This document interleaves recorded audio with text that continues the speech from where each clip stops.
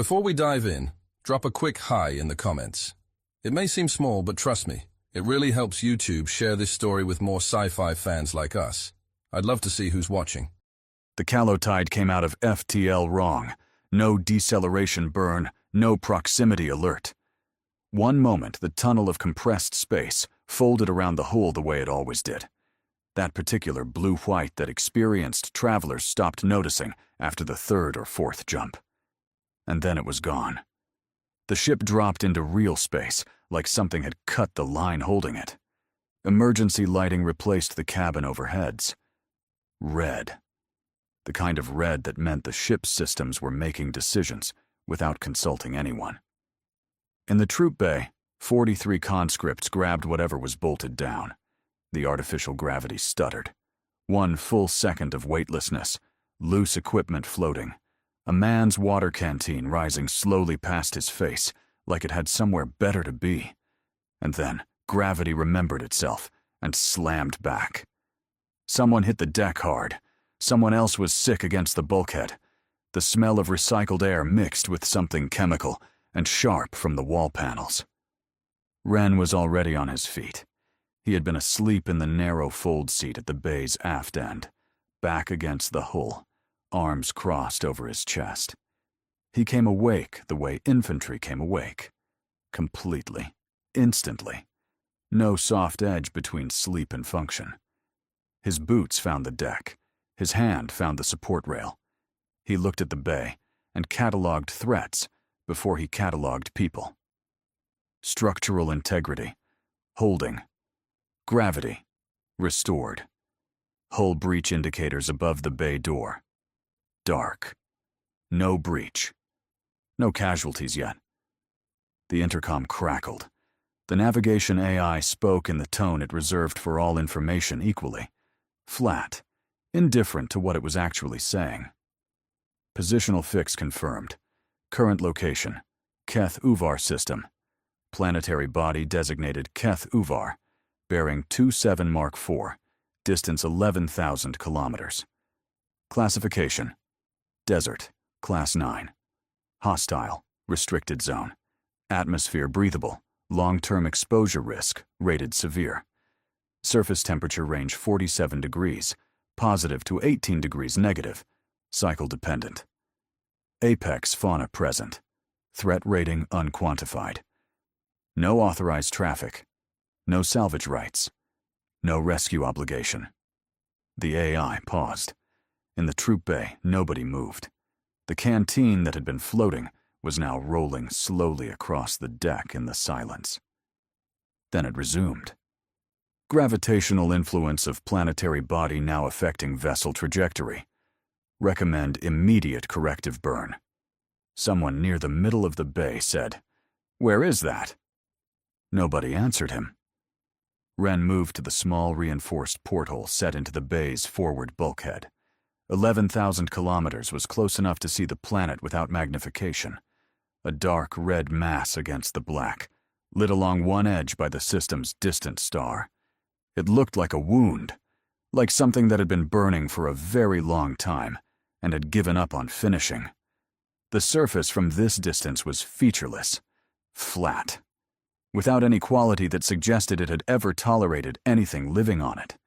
He had never heard of Keth Uvar. That was not remarkable. There were thousands of designated worlds, and he was a staff sergeant on a labor transport, not a navigator. But he understood Class 9 hostile. He understood restricted zone. He understood no rescue obligation with particular clarity. He was still looking at the planet when the orbital grid activated. There was no visible discharge, no beam of light crossing the dark between the grid and the ship. The first sign was sound, a resonance moving through the hull plating as if the entire ship had been struck by something vast and was still ringing from the blow. A frequency that was felt in the chest before it was heard with the ears. Then the lights cut. All of them. Red emergency lighting included. 2 full seconds of absolute darkness. Then the hull came apart. Not a puncture. Not one clean breach. The section of forward hull simply separated at its structural seams, panels pulling away from each other, as if the fasteners holding them had simultaneously decided their function was complete. Atmosphere tore out through the gaps. The sound of it was enormous, and then immediately gone as the emergency bulkheads dropped between sections. Ren heard them slam in sequence through the ship, 3 of them, boom, boom, boom, moving aft. And then the troop bay was sealed, and the ship beyond the bulkheads was already finished. The AI's voice came back, distorted now, something broken in the line between it and the speakers. Hull integrity compromised, multiple sections, life support. It stopped, did not finish the sentence, did not finish anything. The callow tide began to fall. What came next, Ren remembered in the way extreme violence was always remembered, not as sequence, not as narrative, as fragments without connective tissue between them. The bay tilting past 45 degrees, gravity and the planet pulling in different directions, and the planet winning. Equipment tearing free of magnetic mounts and crossing the bay horizontally. A man's scream, sharp, and then cut off with a finality that required no explanation. The emergency restraint harnesses deploying from the seat rigs, some of them, the ones that still had power, not all of them, and the sound of people in the dark scrambling for anything that was attached to anything else. He found a harness, locked it across his chest, pressed his back against the hull behind him, and closed his eyes, and did the only available thing, which was to be alive at the end of this, and deal with what came after, when it came. The atmosphere hit the hull, and the temperature spiked. Metal groaned in long, deep registers.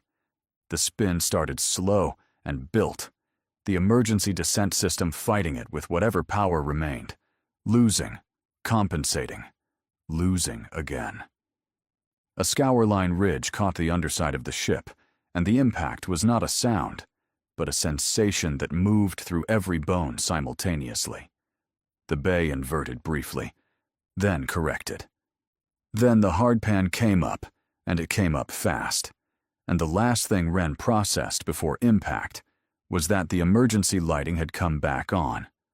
Red.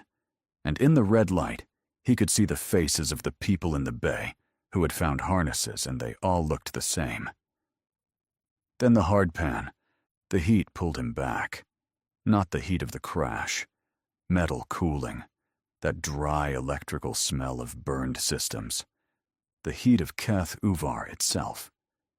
47 degrees, and a dryness that was almost a physical presence, a weight against the skin, pulling moisture from exposed surfaces with quiet efficiency.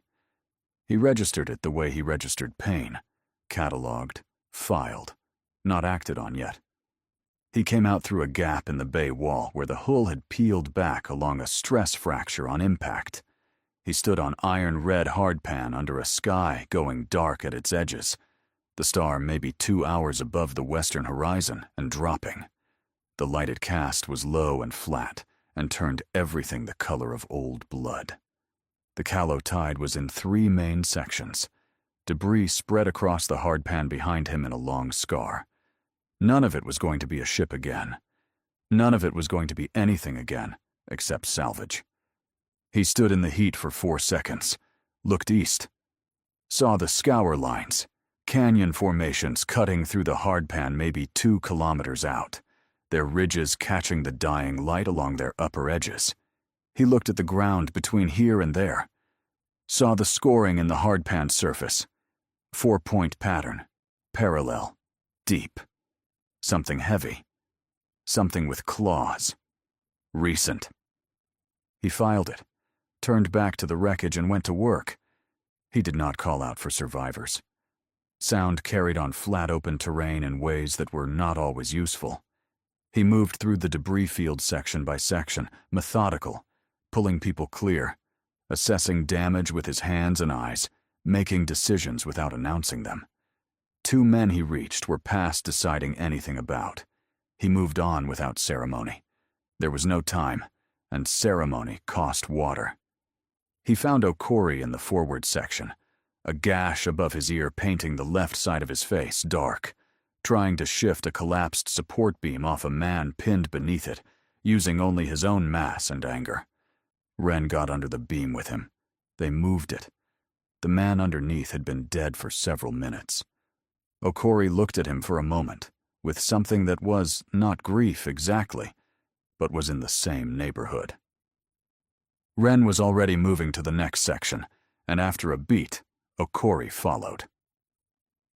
Fall was upright in the aft cargo space, picking through salvage with careful hands, already running inventory in his head and reciting it quietly to himself. Water canisters, weapons cases, charge packs, medical kit. He tracked everything he touched with the precision of a man who had spent years cataloging things other people considered unimportant. Ren listened for 30 seconds, reorganized the priorities without explanation, and Fayal adjusted his recitation without argument or question. Breck was found in the compressed remains of the ship's medical bay, working by the light of a handheld torch jammed between two bent panels, treating a man with equipment shaken loose across the floor around him. He did not look up when Ren stepped over the debris to reach him. "You a medic?" Ren said. "Was," Breck said. His hands did not stop moving. "Keep pressure on that." The last part aimed at the man on the floor, not at Ren. Ren left him to it. At the edge of the debris field, he stopped, pressed 2 fingers against the old scar on his left forearm. An unconscious thing, the way some men touched a lucky charm or checked a watch that had stopped working. He looked east at the scour lines, and he looked at the sky above the scour lines going from dark red to something darker. Then he looked at something else. At the crash site's edge, where the Callow Tide's emergency systems had discharged in a final dying sequence. A full electrical dump through the hull, every remaining charge releasing at once. One of the shimmer things had stumbled.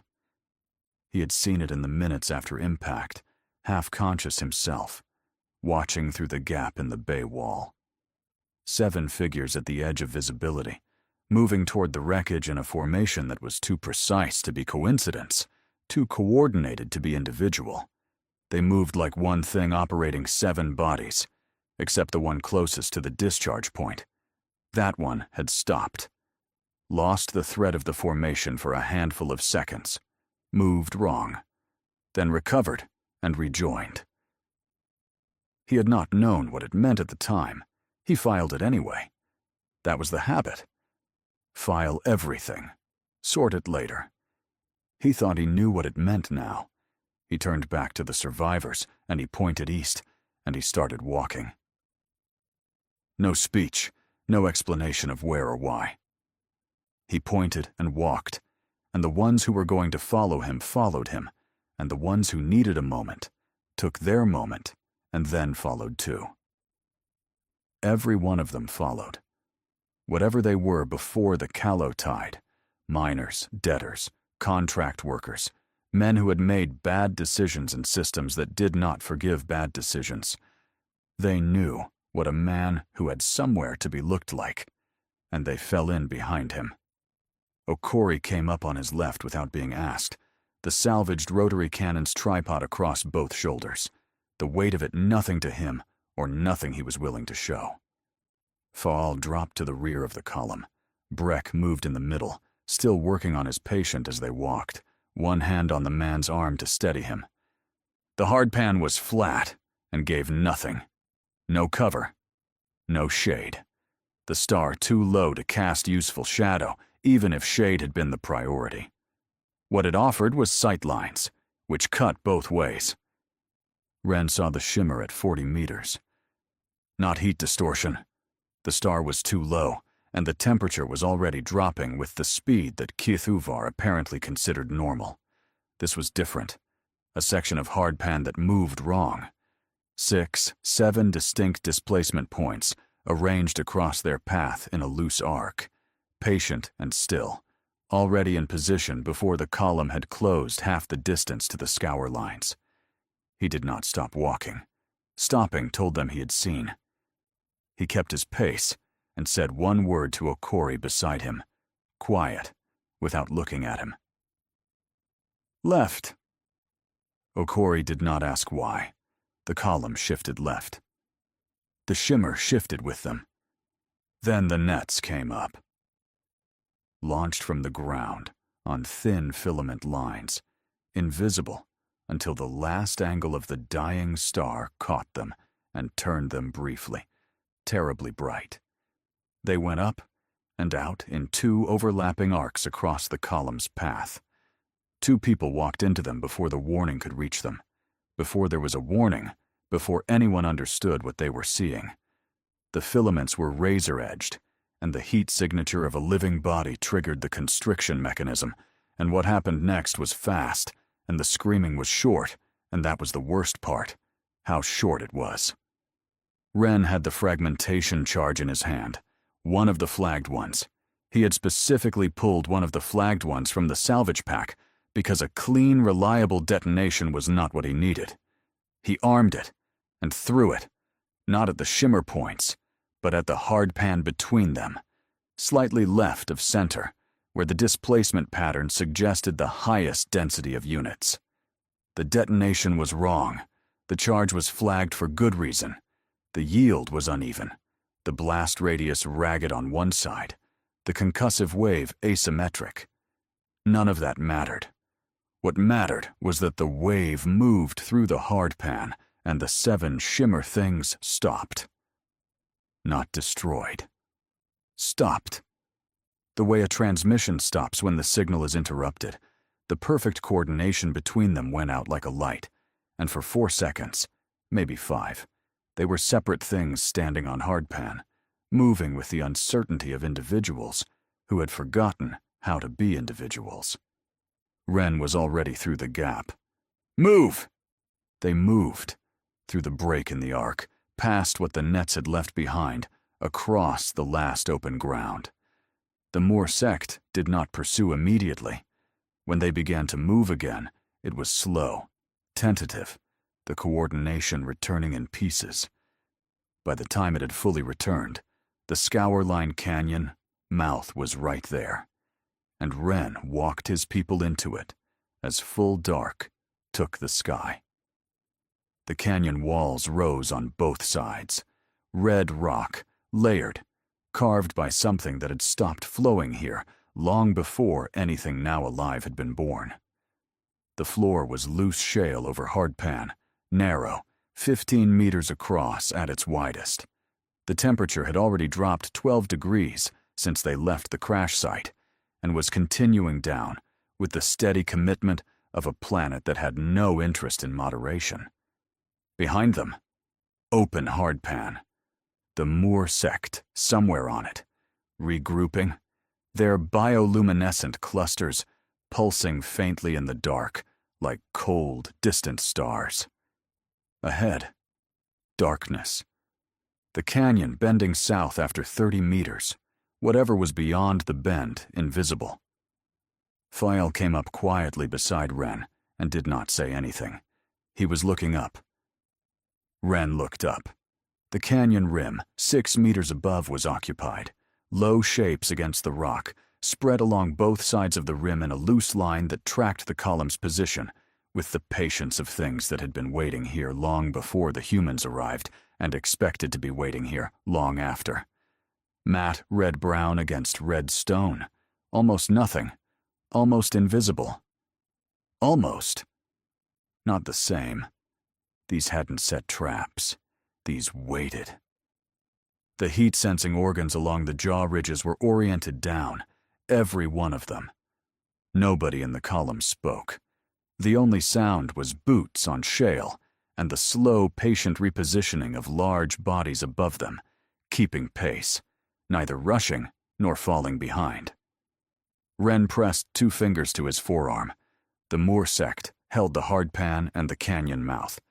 The Kith held the rim and anything that tried to climb out. The canyon bent south ahead, and whatever was around that bend was unknown. He looked at the darkness ahead. He looked at it for a long time. "Move," he said. Deeper. They moved. They did not stop moving until the canyon walls closed to 4 meters across. Ren found the narrowing by feel as much as sight. The darkness was total. No star reached down here, and he moved with one hand, trailing the canyon wall, reading the rock through his fingertips.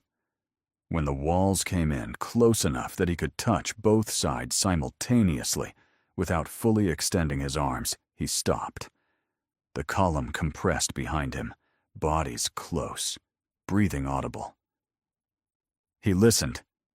The kith above them had stopped moving when the column stopped. He could not see them on the rim. He could hear the occasional shift of weight on rock, something large redistributing itself, and then silence again. They were still there, still tracking, still waiting on whatever internal calculus determined when a new smell became something worth the commitment of an attack. He put his back against the narrowing and faced the column. In the dark, he could see almost nothing. Shapes, proximity, the occasional pale gleam of eyes catching some fraction of light from somewhere. He kept his voice at the level of a man speaking to the person directly in front of him. 2 on watch, everyone else down. No fires, no heat sources you can avoid. If you need to move, move slow. That was all. He took the first watch himself and put Fall on the other end of the narrowing, and the rest of them found the canyon floor, and the night settled over them like something with weight. It was a bad night. The temperature dropped to its floor within 2 hours and stayed there. 18 below standard, which on Keth Uvar meant the kind of cold that did not feel dramatic, just relentless. It found the gaps in clothing and worked at them patiently. 3 people had lost equipment in the crash or the retreat across the hardpan. They pressed together for warmth in the narrowing, and that helped and didn't help enough. By the time the sky above the canyon rim began to shift from black to deep red, Ren had cataloged 2 people who were moving wrong. Stiff, slow, the particular economy of bodies that had spent too much energy just staying alive through the dark. Not dead, not incapacitated, but the margin was narrower than it had been, and it would keep narrowing. He watched the rim as the light built. The Keth were still up there. He could see them now, the matte red-brown shapes against the rock, low and patient, jaw ridges oriented down. 4 of them on the south rim, at least 2 on the north. The Alpha somewhere he could not place, which bothered him more than the ones he could see. The light kept building. The star came up behind the eastern scour lines, and the temperature began its climb. Slower going up than it had come down, but steady, committed. The kith shifted, not all at once. One moved first, pulling back from the rim edge, and then another, and then the rest following in the unhurried way of things that were not retreating, but simply going somewhere more sensible. Within 20 minutes, the rim was empty. Ren had suspected this from what he had seen, the way they had appeared at dusk and tracked through the dark. Dawn hunters and dusk hunters both meant the peak heat between was dead time for them too. Now, he had confirmation. He looked at the canyon ahead of them. He found File at the north end of the narrowing, crouched against the wall, watching the canyon bend 50 meters ahead. "Scout forward," Ren said. "That bend, and whatever is past it. You are looking for a position. Walls close, overhead cover. More than one exit if possible. Take nothing that makes noise." "How far?" File said. "Until you find something, or until the heat gets bad. Then come back." Fall was gone in under a minute. No fuss. No questions about what happened if the something he found was not what they needed. While Fall was forward, Ren sat with Breck at the back of the narrowing, and they spoke quietly about the 2 cold-damaged people and about Okori. Okori was upright against the canyon wall 3 meters away, the rotary cannon's tripod across his knees, pretending to be interested in something on the rock face opposite him. The pressure burst had caught him across the left side during the break through the Moor Sect arc. A partial hit, not full contact, because if it had been full contact, the conversation about Okori would already be over. What it had done instead was cause internal bleeding that Breck had assessed by touch and expression, and the specific way Okori had stopped breathing normally. "Manageable," Breck said. His voice had the particular flatness of a man being precise about something he found unacceptable. For now. He needs to not take another hit on that side. He needs to not exert past a certain point. He needs things I do not have. Ren looked at Okori across the narrowing. "Does he know?" Ren asked. "He worked it out himself," Breck said, "about an hour ago." Ren nodded, looked at the canyon floor between his boots for a moment, then stood. Across the narrowing, Okori had not moved, still looking at the rock face, still holding the tripod across his knees like it was the most natural thing. Ren left him to it. Fall came back an hour before mid-morning. "There's a branch canyon," he said, "south running, narrower than this. 40 meters in there is a formation. The walls lean together overhead, almost touching. Not a cave. Cover. Shadow all day. 2 approaches, both narrow enough to hold with 1 gun each." Ren said nothing for a moment. "Moor Sect sign," he said. "Anything?" "Nothing fresh," Fall said. "Old scoring on the rock. Something with outer limbs, high up on the walls. Maybe a scouting pass. Not recent." Ren looked east toward the canyon mouth they had come through the night before, the opening back onto the hardpan. It was 2 kilometers away. He could not see it from here. "They are coming in," Ren said. Not a question. Fall understood it was not a question. "Then we move before they do." Ren nodded. They reached the branch canyon and the rock formation as the heat peaked. The walls leaning together overhead cut the direct sun completely, and the temperature in the formation's shadow was 15 degrees below the open hardpan. Still brutal, but survivable. The 2 approach channels were exactly as Fall had described. Narrow. Defensible. Ren set the rotary cannon at the primary approach on its tripod and put Okori behind it. Okori said nothing. They both knew what it meant. Behind the gun, Okori didn't have to move. Then Ren went to the secondary approach alone, and he sat and he looked back down the branch canyon toward the main canyon run, and he thought about the Moor Sect. He thought about the way they had been buried in the hardpan before the nets went up. Patient, already in position. They had not reacted to the humans. They had prepared for them. That was the behavior of something that modeled other organisms and acted on the model before direct contact. He thought about the disrupted cord after the fragmentation charge, the units separating, losing formation, moving with individual uncertainty as the signal failed across all of them from a single point of interruption. He remembered how they had moved differently at the canyon mouth in the early morning. The spacing wider between units, the formation looser. Not guesswork, not imitation of human tactics. A network distributing its load differently to maintain cohesion when the original tight spacing had proven vulnerable. The same problem solved at the level of the system, not the individual. They were going to be harder to disrupt now. The same trick would not produce the same result. The Moor Sect cord entered the main canyon 2 hours before dusk. Faal saw them first from the branch canyon mouth. 7 units moving in the new formation, wider spaced, the bioluminescent clusters on their upper torsos pulsing at a frequency that looked different from the night before.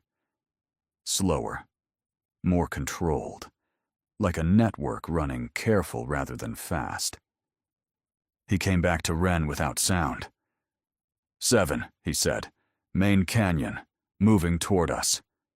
How far apart? Ren said. Fayal held his hands up. 8, 10 meters between units. Ren nodded. That spacing meant the concussive disruption radius of a single charge would not reach all of them. 2, maybe 3 units affected while the others maintained sync and kept the cord partially functional. Not enough of a window. He looked at the canyon walls around them, looked up at the rim, still empty. The kith gone from the heat, not yet returned. He looked at the 2 remaining fragmentation charges he had set at the primary approach, and he looked at the rotary cannon on its tripod, and he looked at Okori behind it. Then he looked at the branch canyon mouth and the main canyon beyond it, and he started to see it. Not a fight. A sequence. The Moor sect were moving through the main canyon toward the branch. They would reach the branch mouth in under an hour. In under 2 hours the heat would break, and the kith would return to the canyon rim. The Moor sect knew this. They were moving in daylight precisely to avoid the kith window. They intended to be through the canyon and onto the humans before dusk, force them back. They were right about the timing. They were wrong about what the timing meant. Ren pulled Fal close. The charges, he said. Not at the Moor sect. At the canyon walls above the main canyon, 50 meters back from the branch mouth. Both of them. I want noise and debris, and I want it loud enough to feel through the rock. Fal looked at him. You want the kith to hear it. I want the kith to feel it, Ren said. Through their feet, through the walls they are sitting against, up on the rim, waiting for the heat to break. Fal looked at the canyon rim above them. Empty still. The light going amber at its edges. The Moor sect will be right underneath, Fal said. Yes, Ren said. It did not go cleanly. Nothing on Kethuvar went cleanly. Fal placed the charges, and Ren pulled the column back into the rock formation, and Okori swung the rotary cannon to cover the branch mouth, and they waited. The heat was breaking, the amber in the light deepening toward red. The detonations were 60 meters down the main canyon, and they were not large, but they were sharp. The concussive crack amplified by the canyon walls into something that moved through the rock as much as the air. Ren felt it in his boots, felt it in his back through the wall he was pressed against. Above them on the rim, something moved.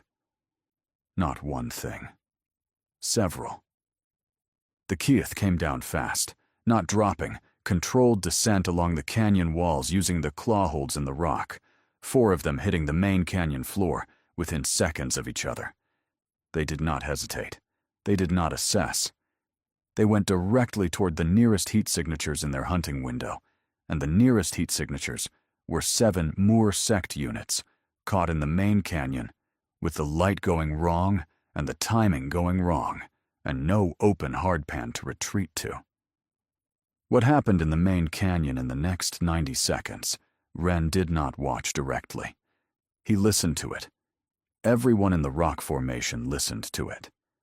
The sounds were not anything that required imagination to interpret, and they were over faster than expected, which said something about the keth that Ren filed for later. Then relative silence. Then one sound, a pressure burst discharge from a Moor sect unit, single from somewhere in the main canyon. Then nothing. Ren counted to 30, looked at Fayal. Fayal shook his head slightly. He could not see the main canyon from his position either. Ren looked at Okori. I will go, Okori said. No, Ren said. He said it without looking at Okori's left side. Stay on the gun. He went himself to the branch mouth, looked into the main canyon. 3 Moor sect units down and not moving. 2 more damaged. He could tell by the way the bioluminescent clusters were pulsing. Wrong rhythm, wrong brightness. the network distressed. Those two were retreating north toward the canyon mouth, moving with the uncoordinated individual gait of units that had lost significant sync. One kith down in the canyon floor, not moving. The others gone, back up the walls or deeper into the canyon, somewhere in the dark, that was coming fast now. One more sect unit unaccounted for. Wren was back in the formation in 8 seconds. "Move," he said. "South approach. Now." He did not explain the math. He did not need to. They moved. The south approach brought them out onto a lower hardpan shelf, not the open flat they had crashed on, but a secondary level. Lower, sheltered on 3 sides by scour line ridges. Smaller. Contained. The kind of position that was defensible because it was also a trap, which was the only kind of position Keth Uvar seemed to offer. They got everyone through. Wren took count without counting, looked at faces, registered presence, registered absence. One man had not come through the south approach. He had been at the rear of the column when the unaccounted Moor sect unit found him. The pressure burst had been for him. Nobody said anything. There was nothing to say that the silence did not already contain. Breck went to Okori without being asked, and Okori submitted to the assessment without complaint, which told Wren more about Okori's current state than anything Breck would say afterward. The rotary cannon was down, not destroyed. The housing had taken debris impact from the detonations, and the feed mechanism was jammed. Fixable, maybe, with time and the right improvisation. They had neither in abundance. Wren stood at the edge of the lower shelf and looked at the scour line ridges around them and looked at the sky going dark above them. The Moor sect had lost most of a chord. They had been hit in their timing, in their positioning, in the coordination they relied on as their fundamental advantage. They had lost units not to human weapons, but to the planet's own teeth, aimed at them by a species they had assessed as prey. That assessment was going to change. Wren knew what a reassessed enemy looked like. He had seen it in other campaigns, other terrain. The adaptation that came after the first real surprise was always more dangerous than whatever had come before. The Moor sect would not send one chord next time. They would not move through confined terrain without accounting for what lived in it. They would not underestimate the timing. He pressed 2 fingers to his forearm and looked at the people behind him on the lower shelf. How many were left? What shape they were in? What was left in their hands to fight with? Breck caught his eye from where he crouched beside Okori, gave a small, specific look that said, "He is still here, but the clock is running and I cannot stop it." Wren looked away, looked at the ridges, looked at the dark coming down. They had a position. They had bought time. They had hurt the enemy in a way the enemy had not anticipated and would not forget. Above them on the ridgeline, something moved against the last of the light. Low, patient, watching. The Keith had found them again. The bioluminescent pulses on the hardpan below the shelf were not random. Wren had been watching them since the first gray of pre-dawn, flat on his stomach at the shelf edge, chin on his forearms. 3 distinct groupings moved across the open hardpan, each composed of 7 units. Within every grouping, one pulsed differently, slower, more deliberate, and the others aligned to it, adjusting their rhythm a fraction behind, as if taking their cue from that single source. 3 chords, 3 anchors. He watched the anchors for a long moment, noting how they held slightly back from the forward edge, while the others moved in relation to them, never straying beyond a fixed distance, always angled inward toward the source frequency. He filed it, let it sit, looked at the hardpan between the Moor sect position and the shelf. Then he looked at the bodies. 2 of them lay where they had fallen during the retreat from the rock formation, at the base of the scour line ridge, where the south approach opened onto the shelf. Nobody had moved them. There had been no time and no reason. Now there was.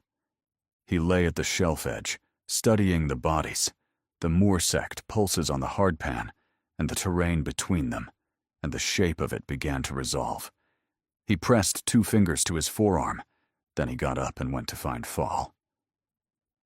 Breck was still working on the cannon feed mechanism when Wren came back through the shelf. He had been working on it for 3 hours with a piece of hull, stripping, bent into a lever, and 2 fingers he could not fully extend from where the debris had caught them in the rock formation. He did not look up. "It will feed," Breck said. "I cannot tell you for how long." Wren crouched beside him, looked at the mechanism, looked at Breck's hands. "How many bursts?" Wren asked. "If he is careful, several. If he is not careful, 1, Breck said. They both knew who he meant. Okori was 4 meters away with his back against the shelf wall and his eyes open, watching the sky go from black to the particular deep red that preceded dawn on Keth Uvar. His breathing was audible, not labored exactly. Just present in a way breathing was not supposed to be present. Each breath a small, deliberate act, rather than an automatic one. He had not complained. He had not asked Breck anything after the initial assessment in the canyon. He had simply sat with the cannon across his knees and watched the sky and waited to find out what came next. Wren went to him, crouched down. Okori looked at him. "I need the cannon on the primary approach," Wren said. "Controlled bursts. Short ones." "How many?" Okori said. "Enough to make them think that is where we are holding." Okori looked at him for a moment. Then he nodded. He understood the distinction. Enough to create the impression, not enough to actually hold anything. A performance with a specific duration. Wren started to stand. "After that," Okori said quietly. Wren looked at him. "After that, I'm done," Okori said. "Not a question. Not a request for reassurance. A statement of fact, delivered in the same tone he used for everything else." Wren held his eyes for a moment. Then he said, "Yes." Okori nodded, looked back at the sky. Wren left him to it. He explained the plan to Fall in the dark at the shelf edge, both of them flat on their stomachs, looking at the hardpan below. "The bodies," Wren said. "We move them into the corridor between the south ridge and the main shelf approach. Their equipment stays on them. Keep the power cells active." Fall was quiet for a moment. Then, "They will track the signal." "Yes," Wren said. "A dead man with active equipment reads the same as a living one." "Close enough," Wren said. "Signal density will read as a cluster, multiple signatures in a confined position. They will assess it as a defensive concentration, and they will commit units to it." Fall looked at the terrain below the shelf. The corridor between the south ridge and the approach was 40 meters long and 8 meters wide. The walls on both sides, sheer scour-line rock. No exits, no cover once you were in it. "And when they are in the corridor?" Fael asked. "The remaining charges," Wren said. "Both walls, simultaneously." Fall said nothing for a moment. "They will not hesitate," Wren said. "That is the problem with something that runs on signal response. It responds. It does not doubt the signal first." Fael looked at the bodies at the base of the ridge, then at the moorsect pulses on the hardpan. "Who moves them?" Fael said. "We do," Wren said. "Now, before the light comes." They moved the bodies in darkness and silence, and Wren did not think about what he was doing in any terms beyond the mechanical. Position, angle, equipment, orientation, power cell status. Foyle worked beside him without speaking. They placed the charges in the corridor walls after. Low, angled inward. The blast radius calculated to cover the corridor floor without significant upward dispersion. Ren checked each charge by touch. Neither was flagged. Both were reliable. By the time they were back on the shelf, the sky was going red at its eastern edge. The Kith were still on the ridges. Ren could see them in the pre-dawn, the familiar low shapes, the jaw ridges oriented down. He watched them as the light built, watched the heat build with it, watched the shapes pull back from the rim edge one by one, unhurried, going somewhere cooler until the cooler time came. By full dawn, the ridges were empty. Below on the hardpan, the 3 chord groupings had stopped pulsing in the loose, scattered pattern of a unit at rest. They were moving, converging toward the shelf approaches from 2 directions, primary from the north, secondary from the east. They had used the night to map the position, and they were not probing now. The spacing between units was wider than it had been in the canyon. The network adapting, spreading itself to stay cohesive under impact. They had learned. They were coming in with everything they had learned, applied.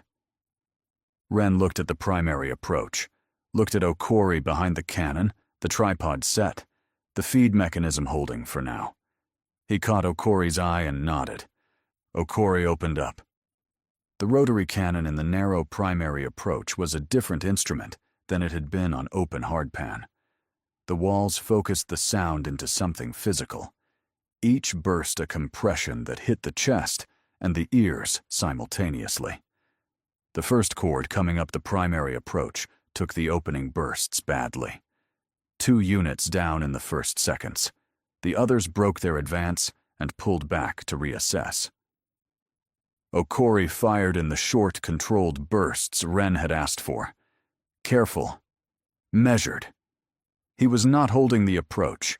He was making noise, making heat, making the primary approach read as the concentration point, the place where the humans were committed and dug in. It took 4 bursts. The Moorsect network read the signal density from the primary, and then read the cluster in the corridor and made its calculation. The primary was contested, costly, defended. The corridor cluster was a concentration of signatures, heat, active equipment signal, multiple readings, in a position that flanked the primary defense. Standard network logic said, commit to the flank, collapse the primary from the side. 2/3 of the available units redirected toward the corridor.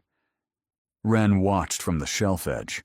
He watched the Moorsect units enter the corridor mouth, moving in their new wide formation, bioluminescent clusters, pulsing fast now, the network running hot and confident. He watched them pass the first body without slowing. The heat signature was reading correctly. The equipment signal was reading correctly. They were 8 meters in. 12. 15. He detonated both charges simultaneously. The corridor did not exist after that in any useful sense. The twin blasts from both walls met in the middle, and what they produced was not an explosion outward, but a compression inward. The scour line rock, focusing the force the same way the canyon walls had focused the cannon sound. It lasted less than 2 seconds. What it left behind was silence and dust and nothing moving in the corridor at all. On the primary approach, the remaining Moorsect units stopped. The network had lost a significant portion of its signal mass simultaneously. Not one chord disrupted. Pieces of multiple chords gone at once. The pulses Ren could see from the shelf edge went irregular, units that had been synchronized dropping into individual rhythms, the anchor nodes working to re-establish cohesion across a suddenly fragmented network. 4 seconds. 6. 8. Ren was already moving. He dropped off the shelf fast, fall beside him and 2 others behind, the one still capable of what came next. He carried the pulse rifle, and he had already marked the 3 anchor nodes during the night. He hadn't lost them. The Moorsect units on the hardpan were not helpless. They were degraded. There was a difference, and the difference mattered. A degraded Moorsect unit was still 4 arms and a pressure burst emitter and the instinct to survive. Ren moved through them the way he had moved through every dangerous environment he had ever been in, which was carefully and without stopping. The first anchor node gave itself away by its pulse, slower and more deliberate than the units around it, still trying to re-establish the cord's rhythm. It faced the corridor, focused on what had happened there, not on a single human moving in from below the shelf. Ren closed to 6 meters and shot it. The cord did not collapse. It degraded, the units losing their central frequency as their pulses broke into separate, uncoordinated patterns. They did not flee. They simply became 7 independent threats instead of 1 unified one, and independent threats could be managed. The second anchor node reacted to the first's loss and began to reposition, pulling back to widen the distance as the system correctly identified the anchor as the priority target. It moved faster than Ren expected.